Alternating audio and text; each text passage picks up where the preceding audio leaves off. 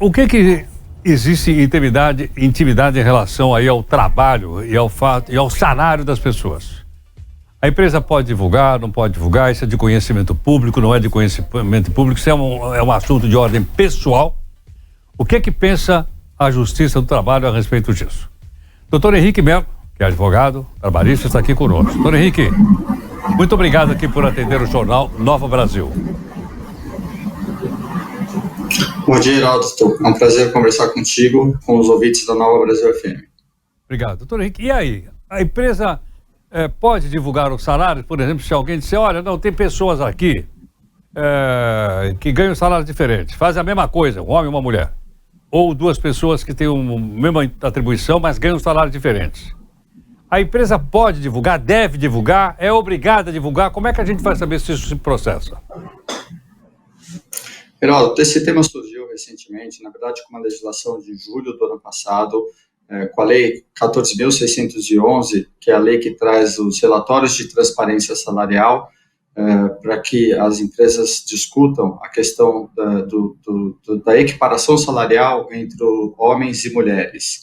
E com isso, a partir da regulamentação da lei, houve a criação dos relatórios de transparência salarial e a obrigação de divulgação dos relatórios pelas empresas nos meses de março e novembro de cada ano, dos referidos relatórios. A partir do momento em que houve a publicação da obrigatoriedade de divulgação desses relatórios, de fato criou-se um temor muito grande por parte das empresas, no sentido de que haveria uma divulgação do relatório, dos salários dos trabalhadores, né? Ou haveria ali até uma possível violação à LGPD, a Lei Geral de Proteção de Dados.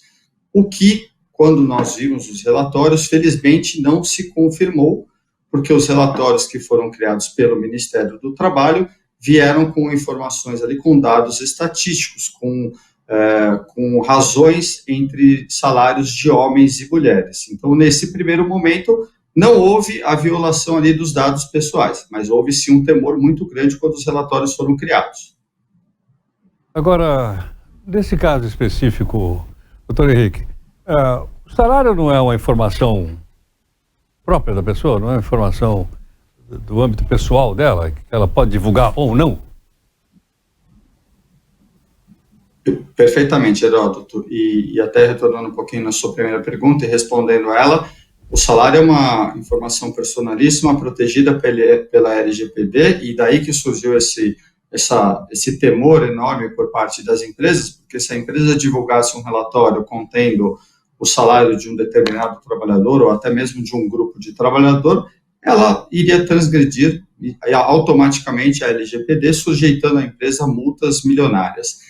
Então, o que acontece é que o salário, sim, é uma informação personalíssima e que não pode ser divulgada pela empresa na internet, não há qualquer autorização para isso seria totalmente inconcebível.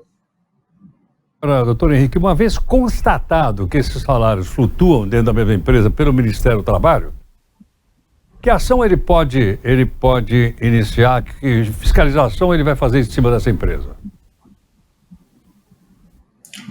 Então, Heródoto, na verdade, nós temos aqui que essa discussão, essa questão com relação à equiparação dos salários entre homens e mulheres, ela é muito ponderada, ela é muito necessária. Nós vemos que não só no Brasil, mas como em outros países, existe uma disparidade entre os salários de homens e mulheres, e a lei vem em muito boa hora.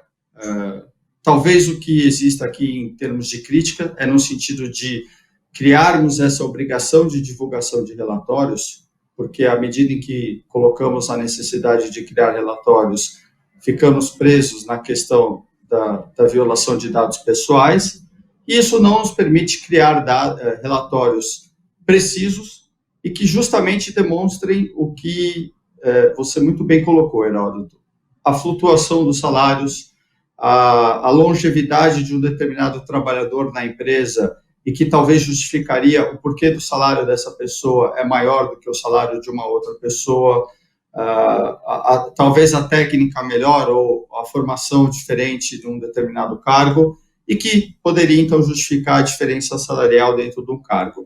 Então, talvez a melhor forma seria ter permitido que as empresas fizessem os relatórios e submetessem ao Ministério do Trabalho e não divulgar publicamente. Perfeito. Doutor Henrique, muito obrigado aqui pela sua participação. Muito obrigado, Heródoto. Foi um prazer conversar contigo. Um ótimo dia. Igualmente. Doutor Henrique Melo, que é advogado trabalhista, conversando conosco. Então aí está a explicação clara, didática e, obviamente, de um lado, as pessoas que recebem salário, do outro lado, aquelas que pagam o salário, que são as empresas de uma maneira geral. Me lembro que houve, inclusive, uma reação, certa vez, não me lembro exatamente em que órgão público, estavam divulgando, porque o relatório de transparência sabe quanto o funcionário público recebe.